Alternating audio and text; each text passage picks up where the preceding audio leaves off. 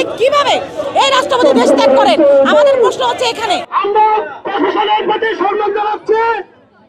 আমরা চাচ্ছি না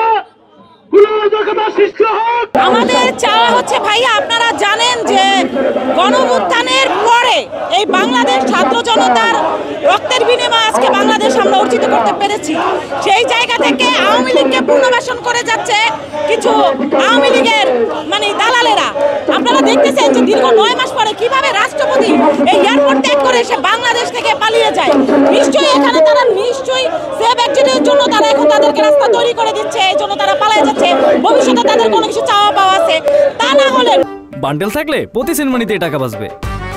বিকাশ সেনমানি বান্ডেল কিনে জিতুন প্রতি লেনদেনে। 9 মাস পরে কিভাবে এই রাষ্ট্রপতি দেশ ত্যাগ করেন? আমাদের প্রশ্ন হচ্ছে এখানে। তা আমরা একটা স্পষ্ট বার্তা দিতে চাই, সেটা হচ্ছে এই আওয়ামী লীগ পুনর্বাসনের জন্য যদি আওয়ামী লীগকে পুনর্বাসন করতে চায়, আমরাও ছাত্র জনতার বসে থাকবো না। আমরাও রাজপথে নেমে এটা শক্ত প্রতিবাদ করবো। আমরা ছাত্র জনতা কি সেটা বাংলাদেশের মানুষ দেখছে, জানছে আপনার এই 5 তারিখ 28 তারিখের পর থেকে। তো সেই জায়গা থেকে বলবো যে আগামী 24 ঘন্টার মধ্যে এই অবর্থ কি বলবো একটা অবর্থ এই যে উপদেশটা আছে সে যেন পদত্যাগ করে। আমরা সেই বিষয়ে সেই দাবিতেই আজকে এখানে আমরা এসেছি ঘেরাও করার জন্য। আমরা প্রশাসনের প্রতি সম্মান জানাচ্ছি।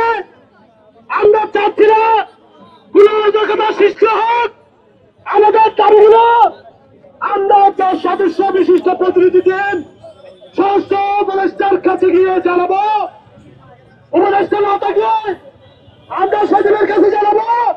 যদি আমাদের দাবি পূরণ না হয় পরবর্তীতে আমরা কর্মসূচি ঘোষণা করব।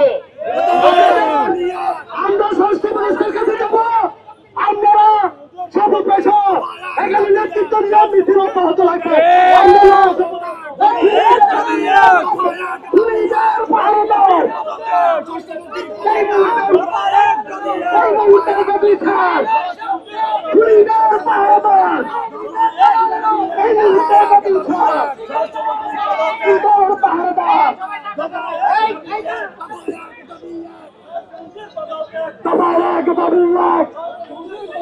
স্বাস্থ্যমন্ত্রীর পদত্যাগ,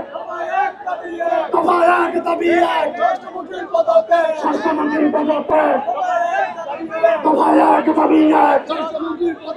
স্বাস্থ্যমন্ত্রীর পদত্যাগ,